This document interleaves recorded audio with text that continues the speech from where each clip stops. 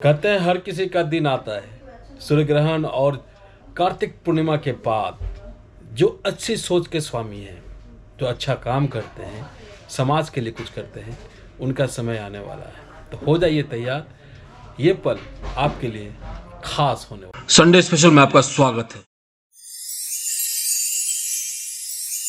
दोस्तों, कार्तिक का महीना बड़ा ही शुभ होता है। कई शुभ काम इस महीने में होते हैं। महापर्व छठ भी इसी महीने में मनाया जाता है। आइए उसके बारे में पंडित विंध्याचल लाल देव जी से जानकारी प्राप्त करते हैं कि आखिर छठ पर्व महापर्व क्यों है। बाबा, आपका स्वागत है हमारे चैनल। धन्यवाद। बाबा, महापर्व छठ मनाया जा रहा है, इसके बारे में कुछ बातें बताएं ताकि लोगों को इससे लाभ मिले। देखिए इंद्रासन जी, ये महीना जो है हम लोगों के धर्म शास्त्र के हिसाब से कार्तिक का महीना पर्वों का मेला है। इसमें सारे पर्व, महत्वपूर्ण पर्व आते हैं। देखिए इसमें क्यों ये महत्वपूर्ण पर्व आते हैं, इस विषय पर आप विचार करिए। कार्तिक शुक्ल पक्ष एकादशी के दिन देवोत्थान होता है। देवता लोग जो शयन में रहते हैं उनको जगाया जाता है, और उन जगाने के पहले इस सृष्टि में इतनी सुमंगल कार्य किए जाते हैं जिससे देवता लोग प्रसन्न होकर के जगे। उनको ऐसा महसूस हो कि सारी प्रकृति जो है आनंदमय वातावरण में जी रहा है। जो दुर्गा है उसकी पूजा तो हो गई रहती है आश्विन मास के शुक्ल पक्ष में ही। वो रक्षार्थ माँ दुर्गा आ जाती हैं चारों तरफ। जब वो चारों तरफ से माँ दुर्गा की कृपा हो जाती है, तब लक्ष्मी की पूजा आर्थिक दृष्टि से जो ये समृद्धता को दर्शाता है। ये कार्तिक अमावस्या और उसके पहले हम लोग धनतेरस के दिन भी पूजा करते हैं धन्वंतरी का, क्योंकि समुद्र मंथन के बाद जो अनेक अद्भुत चीज समुद्र से प्राप्त हुआ था, लक्ष्मी भी समुद्र से ही मंथन में आई थी।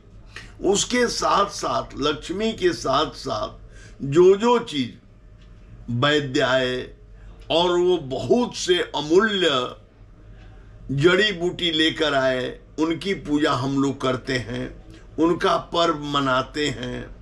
उसके बाद दिवाली मनाते हैं।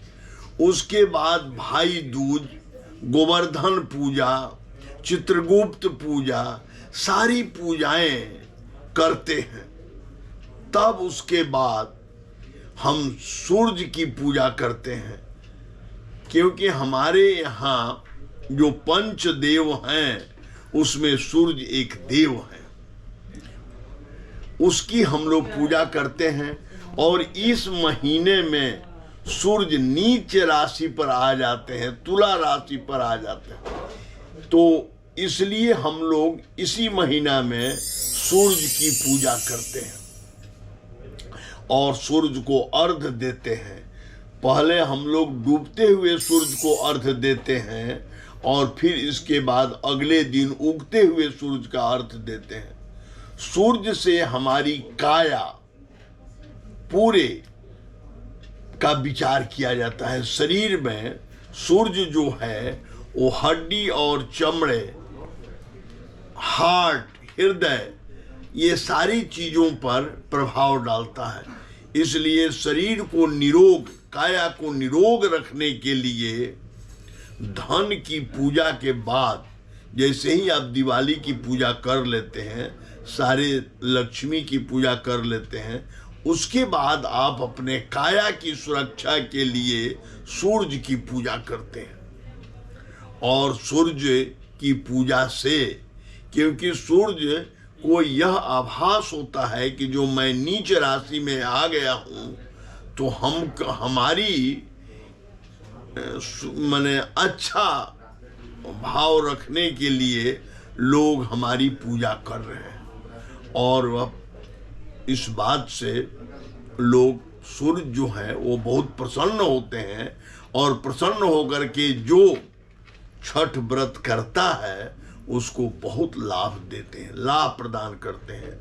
सूर्य ग्रहों में राजा है, और वह सभी चीज आपकी शरीर से लेकर के आपके परिवार, सारे देवी देवता को, जिसका सूर्य अच्छा होता है उस पर सारे प्रकृति की कृपा हो जाती है, देवी देवता की कृपा हो जाती है।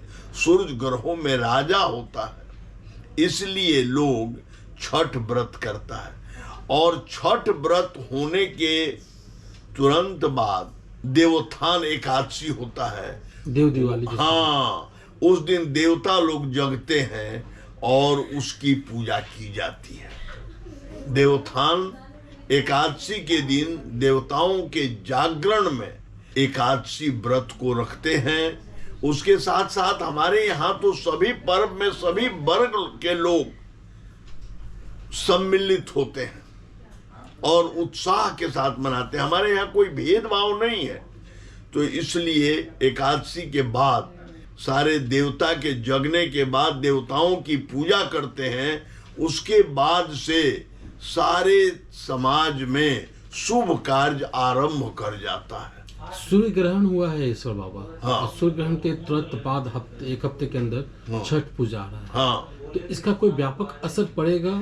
इसका कोई उस पर व्यापक असर नहीं पड़ेगा, इसलिए कि सूर्य जिस राशि पर नीच का है उसी राशि पर अभी शुक्र आ गया है। तुला राशि का मालिक शुक्र होता है और वह आ गया है, इसलिए इस ग्रहण का प्रभाव इस पर नहीं पड़ेगा, छठ पूजा पर नहीं पड़ेगा। और ये जो विश्व है, समाज है, उस पर क्या पड़ेगा उसका? विश्व की समाज पर इसमें जो है वो आप ये जान लीजिए कि जो आतताई है, जो कृष्ण ने गीता में कहा है कि यदा यदा ही धर्मस्य ग्लानिर्भवति भारत, ये बात इसमें चरितार्थ होगा। दुष्टों का समन होगा और सद्पुरुषों की इसमें उन्नति होगी। जो सत्ता जो है वो सद्पुरुषों के हाथ में आएगी। जो बनावटी लोग हैं उनका अंत होगा इस ग्रहण का। और इसका प्रभाव आपको कार्तिक पूर्णिमा चंद्र ग्रहण के बाद दिखने लगेगी। अच्छा, कार्तिक के समाप्ति, कार्तिक महीना की समाप्ति के बाद? हाँ, कार्तिक महीना के समाप्ति के बाद आप इसको देखेंगे कि जो प्रतिकूल समाज के प्रतिकूल लोग हैं, व्यक्ति हैं, उनका अंत होगा और जो चरित्रवान व्यक्ति का इसमें उन्नति आरंभ कर जाएगा। बाबा, छठ पूजा को लेकर के आपने काफी महत्वपूर्ण जानकारी दी है। आपने हमें समय दिया, उसके अलावा बहुत बहुत आभार, बहुत बहुत धन्यवाद। और कुछ तो छूटा नहीं। आपको लगातार बिहार के बारे में, बिहार के विकास के बारे में और संडे स्पेशल इस एपिसोड में हम आपको ज्योतिष विद्या के बारे में बताते हैं। उम्मीद है आपको ये वीडियो अच्छा लगा होगा। वीडियो अच्छा लगा हो तो लाइक कीजिए, शेयर कीजिए, सब्सक्राइब कीजिए हमारे चैनल को। हम फिर मिलेंगे किसी और नए अपडेट के साथ। नमस्कार, जय भारत।